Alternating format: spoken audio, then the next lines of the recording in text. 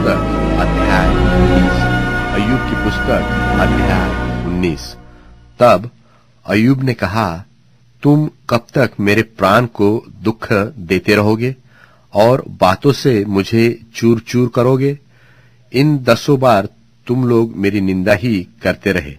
तुम्हें लज्जा नहीं आती कि तुम मेरे साथ कठोरता का बर्ताव करते हो? और मान लिया कि मुझसे भूल हुई, तो भी वह भूल तो मेरे ही सिर पर रहेगी। यदि तुम सचमुच मेरे विरुद्ध अपनी बड़ाई करते हो और प्रमाण देकर मेरी निंदा करते हो, तो यह जान लो कि परमेश्वर ने मुझे गिरा दिया है और मुझे अपने जाल में फंसा लिया है। देखो, मैं उपद्रव उपद्रव यूं चिल्लाता रहा हूं, परंतु कोई नहीं सुनता। मैं सहायता के लिए दोहाई देता रहा हूं, परंतु कोई न्याय नहीं करता। उसने मेरे मार्ग को ऐसा रूंधा है कि मैं आगे चल नहीं सकता और मेरी डगरें अंधेरी कर दी गई है।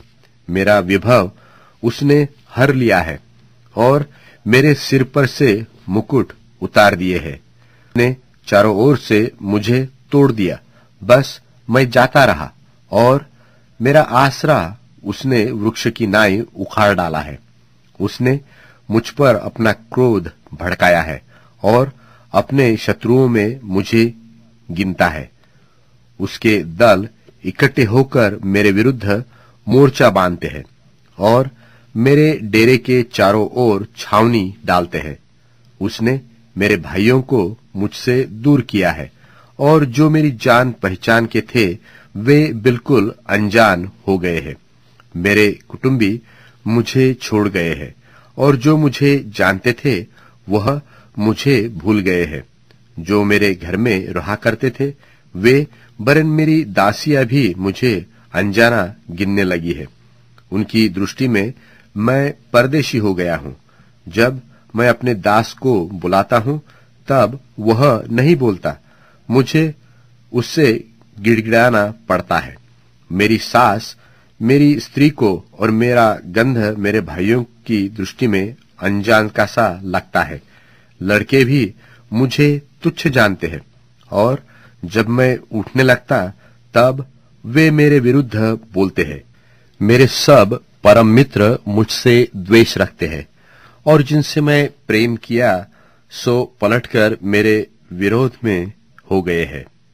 मेरी खाल और मांस मेरी हड्डियों से सट गए हैं और मैं बाल बाल बच गया हूं। हे मेरे मित्रों, मुझ पर दया करो, दया, क्योंकि परमेश्वर ने मुझे मारा है।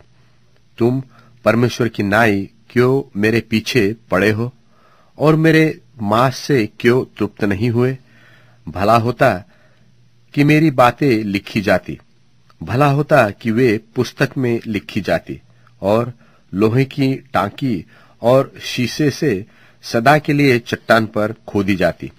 मुझे तो निश्चय है कि मेरा छुड़ाने वाला जीवित है और वह अंत में पृथ्वी पर खड़ा होगा और अपनी खाल के इस प्रकार नाश हो जाने के बाद भी शरीर में होकर मैं परमेश्वर का दर्शन पाऊंगा। उसका दर्शन मैं आप अपनी आंखों से अपने लिए करूंगा और न कोई दूसरा। यद्यपि मेरा हृदय अंदर ही अंदर चूर चूर भी हो जाता है, तो भी मुझ में तो धर्म का मूल पाया जाता है। और तुम जो कहते हो हम इसको क्यों कर सताए, क्यों तुम तलवार से डरो? क्योंकि जलजलाहट से तलवार का दंड मिलता है, जिससे तुम जान लो कि न्याय होता है। तुम